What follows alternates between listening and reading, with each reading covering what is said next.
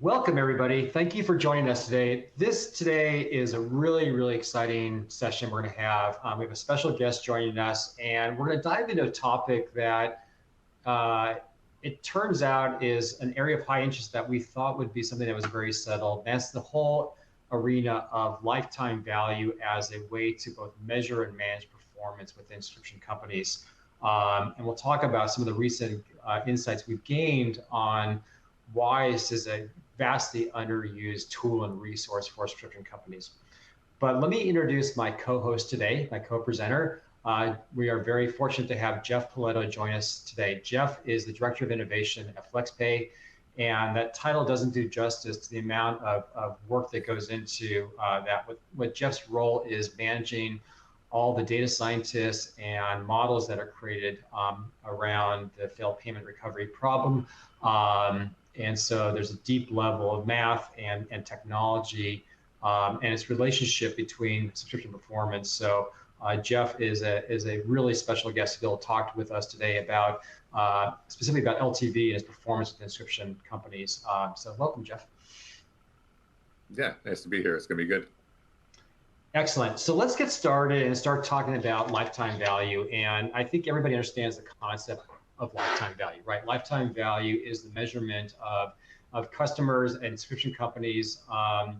And the reason that we're spending time on this today is we recently completed a benchmark study of the subscription industry. We interviewed executives across verticals from 200 subscription companies. And surprisingly, I mean, incredibly surprisingly, what we learned from that survey is that less than 10% of subscription companies are actually tracking and measuring lifetime value, which was a really shocking measure. Now, what became even more interesting is that the companies that are tracking lifetime value are seeing the differences. I think it really reflects the discipline and the connection between data and performance that those companies are achieving. What that means in practice is that the companies that identified as tracking and managing their business by customer lifetime value were almost 9 times more likely to be top performers than the companies that weren't. That's a dramatic difference. And I don't think that's an accident. What that really, again, reflects is the understanding of those companies that the equations and the visibility into the drivers of what creates more profitable customers is an incredibly important tool to have within those companies. So again, we have this dichotomy within the subscription industry that there is a metric that is dramatically underused, yet the companies that are using it are finding great success with it. So we're going to dive into that a lot more. And so one of the elements we learned, or one of the data points we learned in the survey also, was one of the reasons that was given on why LTV is not used widely is there's not a common equation. There's not a standard of how companies measure LTV. So we'll dive into that as well. I mean, Jeff, maybe we can just get started on helping us understand, why is the LTV equation so important to subscription companies?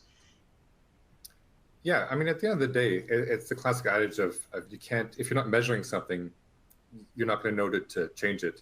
LTV really is the measurement of how much money are you making per customer. And if you understand all the metrics and measures that go into that, then you know what you can change to increase it. And the longer a customer is around for, the more money you're going to make from the customer, the easier it's going to be to continue your business. You're not going to have problems of churn. You're not going to have problems of just not having enough customers to keep the business going and needing to bring more in all the time. You can just sort of let the customers do their natural cycle on their own, and focus on other things like maybe improving the product, improving the offering, instead of always just having to focus on, say, customer acquisition. That's a great definition. Now I thought it'd be helpful to actually present the FlexPay recommendation for what is the LTV equation that we recommend using. Because I think it'll start a really rich dialogue about what's being measured within this equation, what information and insights can be gained from it, and why it's so important. So just by way of introduction, this equation specifically looks at, for each customer, how many billing cycles that customer has earned for you. So this equation, in practical terms, is a value that's calculated over the lifespan of the customer. It should be measured constantly, and it will change over time as the duration of that customer relationship goes on. But you have your billing cycles, and you multiply that by how much is the average order value that you're charging that customer each billing cycle, minus the cost of goods sold. Obviously, what that means is that the profitability on each billing cycle for a company with hard goods is going to be lower on a percentage basis, most likely than a company like a SaaS software where it's delivering a service. But it gets you the profitability, and then we're backing out the acquisition costs. And Jeff, maybe you can give us, talk about why this equation is structured this way and why this is the right way for subscription companies to look at the LTV equation. Yeah, absolutely. So quite a few merchants that I've spoken to in the past, and in fact, even some companies I've worked with in the past, they measure LTV just simply. Already that can be a difficult measure to understand. It's how many cycles, how many bills are you getting at from a customer on average? You're going to have some that stick around for maybe 1, 2, 3 months, but some might stick around for 3 years, 5 years, 10 years. If you're looking at especially a new business, what is their billing cycle LTV after 3 months? Well, it's almost impossible to say, because how many of them will still be here for in a year or 2 years? It's not always easy to say, but having a model that can give you that information is certainly the first step. It's the most basic way that you can look at LTV. But then a more holistic way, a better way to look at it for your whole business is how much revenue are you actually generating from each of those customers? And so that's why we say take the COGS out of the order value, because obviously COGS are not real revenue to your company. And the acquisition cost is always going to be fairly significant as well. So billing cycles times how much revenue you're actually making minus the acquisition cost gets you an idea of how many dollars you're actually making from these customers over time. If you want to be even sort of more interested in this, you can go further and say, well, how long does it take us to break even after our acquisition cost? How long does it take for us to get each dollar from the customer? These are more advanced, and obviously you can get more and more in depth in terms of cash flow rather than just looking at it from a revenue on the books perspective. But at the very least, understanding the revenue you're making per customer will help you make better decisions on your business as a whole, and knowing where the easiest pressure points are to increase your business overall. Yeah, I think you hit the nail on the head, Jeff. That this equation is essentially it gives you all the answers you need. You can look at your different sources of acquisition and look at the profitability customers. If there's channels that are very inexpensive to acquire, but the churn rate is high after a couple billing periods, they still may not be a very profitable customer. If you are driving acquisition in certain areas that extends retention, or if you're deploying programs that increase retention, that is all playing a role in increasing the lifetime value. So this equation becomes a very powerful tool to find ways to optimize your business. And it seems to me also that when you start to apply this in creative ways, when you start to look at initiatives that are aimed at improving parts of this equation, that's where the value starts to come to life, and how you actually use the equation versus just measuring the values. Yeah, absolutely. And that's it. It all comes down to doing better at understanding what pressure points you can push on for your business to increase overall profit. At the end of the day, if you just look at something simple like revenue, well, revenue might go up and down. It can definitely go up if you lower your acquisition costs significantly. But what effect is that on your business long term? Are you getting poorer customers? Are you getting customers that aren't sticking around for longer? I'm sure everyone that's done marketing before knows that you can find customer segments that get sent from different acquisition sources that perform very differently. Using the LTV, you can understand right away, well, is this traffic source actually doing well for me? Am I actually making enough money from this? And why? And what can we do about it? Yeah, and it also seems to me, Jeff, that this equation also provides a very direct path to the biggest impact of what drives LTV. So for example, the order value is a function of your pricing. You may or may not be able to raise or lower your price to some degree, but there's most likely competition that you're working against. So there's limited opportunities to change that value. Your COGS is probably largely fixed. That's not going to change dramatically over time. Your acquisition costs may be more variable, but the biggest driver of what will improve lifetime value and ultimately the translation into revenue and profitability for the company is the number of billing cycles, right? Yeah, absolutely. Billing cycles just has such a compounding effect so quickly. It's not uncommon in the recurring space that we see merchants with maybe 6 billing cycles as an LTV for their merchant, for their business as a whole. Just increasing that to 7, right away you've increased your revenue per customer by 15%. And actually, I'll answer that question that I just saw come in at the same time. What does COGS stand for? COGS is cost of goods sold. So when we take a look at what we're multiplying there, we're saying take the dollar amount that you're charging the customer and subtract however much the cost of the goods you sold were. So that could either be a physical package if you're doing a box of the month club, or some other online service if you're doing a service online, or something that it's all of the costs that were associated with that customer getting that service. Great. And if we're talking about retention and the relationship between longer customers, before I go on that, one of the questions I also want to ask you was, what have you seen as the average for an average subscription company? What is the acquisition cost that most companies encounter? Because I think the relationship between just overcoming the cost of acquisition is also a powerful impact on LTV. If that acquisition cost is either has been high in the past or is increasing, which we've seen a lot of companies deal with this year. Yeah, oftentimes acquisition costs ends up being kind of a function of the order value. I've seen merchants with less than 1 bill for their acquisition cost. So let's say 50% of their order value, and sometimes as high as maybe 2 or 3 times or even more. It depends on your traffic source, but without a doubt, the more you're paying for your acquisition cost, almost certainly the better quality of customers you're getting from that. So the number of billing cycles that you get from those customers is very important. We all know that there's going to be issues like how many of these cards will bill again the second time? How many of these cards are from customers using prepaid cards? That's often a function of where the traffic is coming from.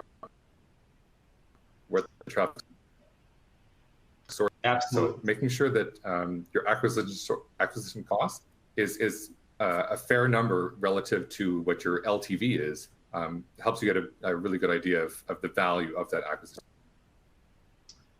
Absolutely.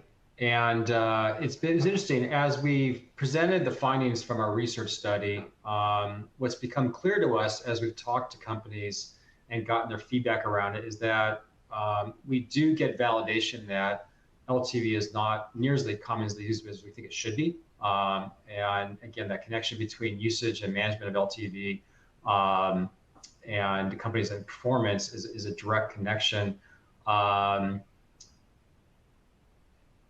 so Jennifer asked, what are examples of acquisition costs? Maybe you can address that before we go on our next topic, Jeff.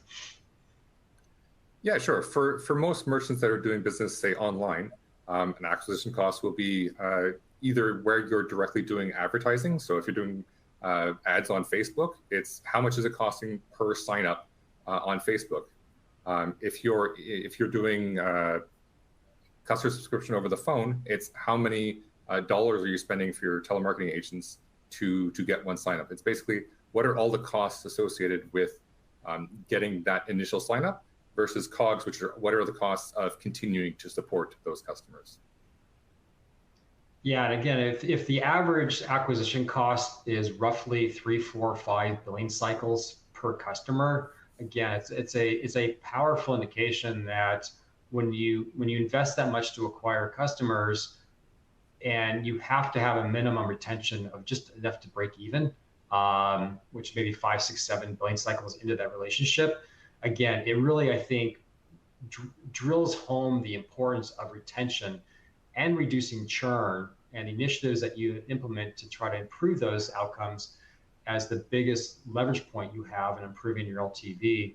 And maybe that's a good segue to start talking about the usages. And it was curious to me that if the equation is not being used, its application into specific initiatives to try to improve, for example, retention and churn is not happening either. I wonder if we could take a little talking about what are some of the biggest drivers or programs that subscription companies can have to reduce churn, because conversely, if you're reducing churn, then you're increasing retention, which is increasing inherently the lifetime value of customers.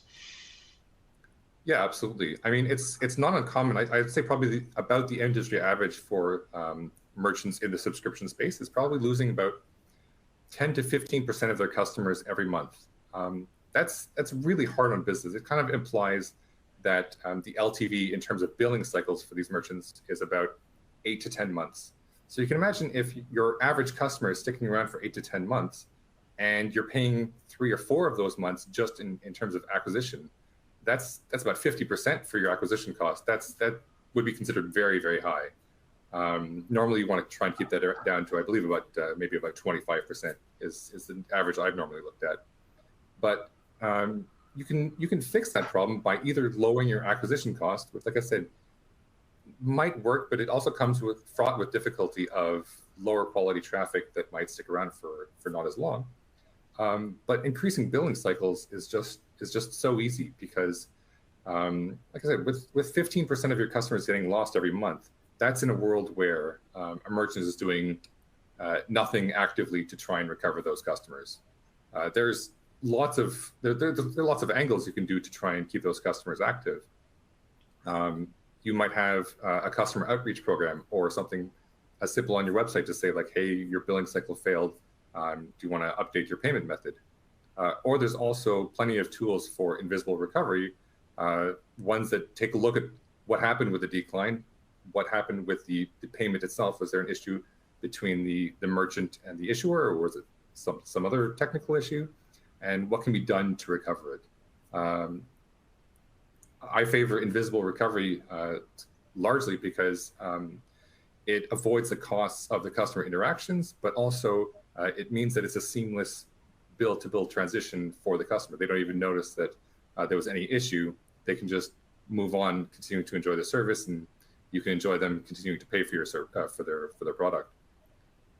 It's really a no-brainer to try and maximize as much as possible the recovery you get on those failed payments, because if you can bring 15% lost customers per month down to, say, 10%, well, that's a third fewer declines. That is the same as bringing your LTV from 8 to 12. That would have effects all over your business. That means that the proportion of your acquisition cost has gone down. It means your revenue is up by a third or a half, even sometimes. It's just so profound, the impact that it can have. And something that people have to appreciate too is that when you lose a customer from one failed payment, you've not just lost that payment, you've lost the entire LTV of that customer were they to have been able to stick around. So while it may look like, okay, you missed out on the $50 from that customer this time, in reality, you might have lost $250 from that failed payment just because on that one day when they tried, maybe there was not enough money in the account, or maybe there was a technical issue getting the processing done. It's really so detrimental if you are able to look and analyze on a larger scale the impact of losing these customers. Yeah, let's dig into that for a minute, because I think what Jeff said is incredibly important, and is really critical to understand the fact that that if LTV equation is being applied on initiatives to improve retention or reduce churn, then you're getting visibility to where you have the biggest leverage on revenue. As Jeff said, every customer that's retained on a potential churn event, you're able to not just earn that current month payment, but all the LTV, the payments that we'll continue to make in the future. Our data shows, for example, that when a failed payment occurs, which is a friction or an inappropriate decline on a recurring billing from the credit card, that can be the cause of almost half of all churn. And again, we talk about the power of the LTV equation. What this equation gives you is the playbook and how much the investment you're willing to make to recover customers from failed payments. If you don't recognize that half of your churn is coming from payment issues and not customers proactively ending their subscription, you're probably investing resources in the wrong area, or better said, the investment you're making in retention towards customer service outreach and other initiatives is only going to be affecting half of your actual churn. That leaves you with a big chunk of customers that are being lost to payment issues. And again, it gives you, the equation gives you both the playbook for how much effort to put in to recover those customers, because how much revenue is being lost, and conversely, how much value from those initiatives that are being deployed. So this becomes a standard. I think that theme, that the application of LTV into initiatives, the widespread visibility to the measurement of the results, and creating accountability across the organization to both the initiatives and the results from those initiatives of improving LTV, are really the critical success factors of how you take the basic equation and apply it across the business. Isn't that right, Jeff? Yeah, absolutely. I mean, understanding why it is that you're losing customers and to what cause is so critical. Like you said, it's not uncommon that 50% of the customers that get lost by a merchant every month aren't due to them calling in or canceling or taking some active step. It's just the card not working. At the end of the day, there's hundreds of reasons why a transaction might fail, but understanding that a transaction might fail is a completely different type of customer loss compared to a customer actively calling in to cancel or doing some other unsubscription action. Really gives you an indication as to how much can be done to keep those customers around if only there was a proper method to recover them.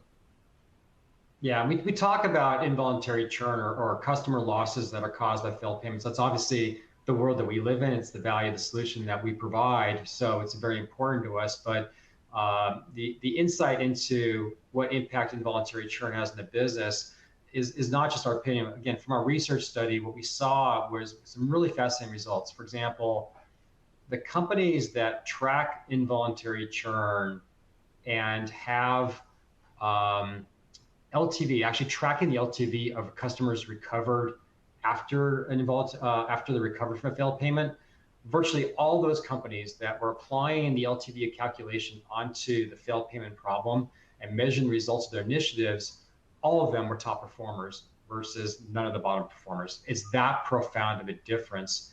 And it really brings to life the idea that the equation itself becomes powerful in how it's applied.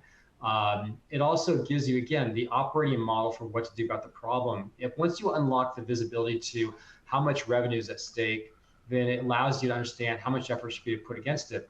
One of the other insights that we found from our study was that the companies that really understood the LTV that can be recovered after failed payments are using a variety of solutions, but if they're using a specialized solution like a FlexPay or another offering in the marketplace, they are 12 times more likely to be a top performer than those that are not using a specialized solution. So again, the equation itself becomes the model to understand how much effort can be put into really driving the outcomes you're looking for, where the leverage points are in your initiatives, and gives you the validation that the effort that's being put in is paying off.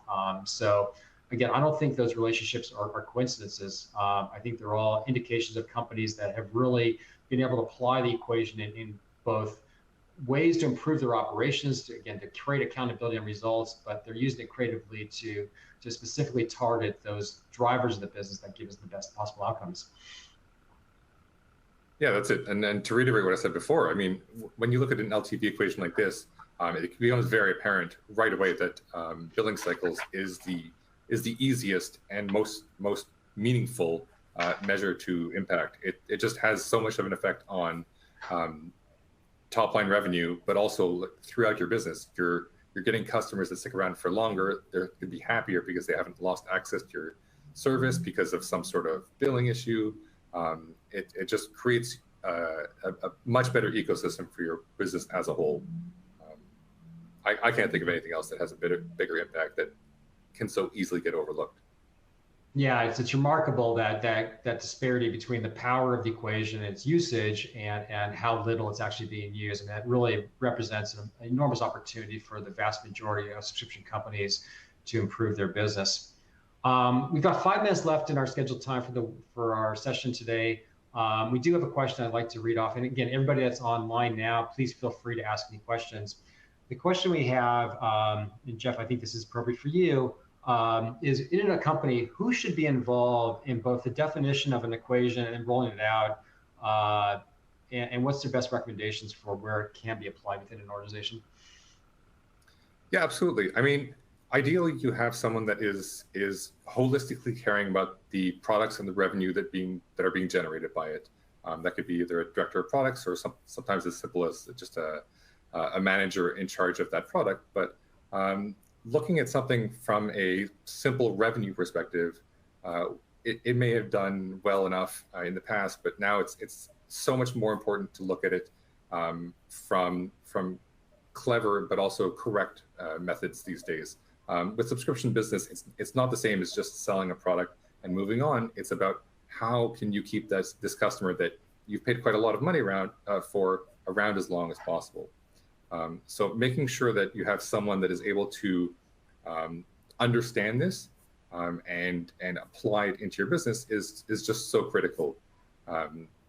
When you have this perspective, it unlocks so many other avenues, because it means that you're looking at your business from a way that we're looking at how can we improve the offerings that we have, how can we improve our business, how can we improve our revenue. And this is certainly a first step in that direction, but it also unlocks other avenues that you might analyze things in. How are our COGS looking? How are our acquisition costs looking? Do we have acquirers giving us more LTV than others? What is our overall picture looking like? How are we getting good customers and how are we getting bad customers? Where are the chargebacks coming from? There's so many things that come out of this that can lead to better decisions in your company. I love that. The connection that subscriptions are all about relationships, the trust and the value that's shared between a subscription company and their customers, and this actually puts an economic value on that relationship. And I think that's also interesting, that the idea that the management of the relationship typically in a company might be owned by a very narrow set of people within an organization that own customer retention. But what this really does expose is almost every group across the company, from finance to operations to IT, customer support, all play a role in the outcomes. And what I think that really means is that the LTV management, the equation, the values, the initiatives are collectively owned across the organization, aren't they? Yeah, absolutely. COGS and acquisition costs and order value, these are things that are going to be narrowly affected by the product group. But billing cycles is something absolutely that absolutely everyone in the organization can have an effect on. And it's something that it can unite your company in understanding that this is an important metric, one of the most important metrics, and what can they do to help affect it. Fantastic. I think we're going to run out of time, so let's end here again. I'd like to open up the opportunity. If anybody that's online now has a follow-up question, here are the email addresses for Jeff and myself. Please feel free to reach out to us. We're more than happy to chat about this in more detail, or if you have any questions specific to your business. Again, the power of this equation, the application of it, and the best practice on using it are directly tied to business performance. So Phil, don't be shy. I also want to point out that the report that I referenced, our State of the Industry report, is actually available on the console for this webinar. So please feel free, if you haven't read it, I encourage you to download it and read it. There's some great insights in there, well above and beyond LTV, that are directly tied to the practices of companies that are performing at the highest financial returns in the subscription industry. So thank you very much. We really appreciate you joining us today. We know that this was an area and a topic that had a great deal of interest to many companies. We hope you found value today. So again, thank you very much, and cheers. Yeah, thanks everyone.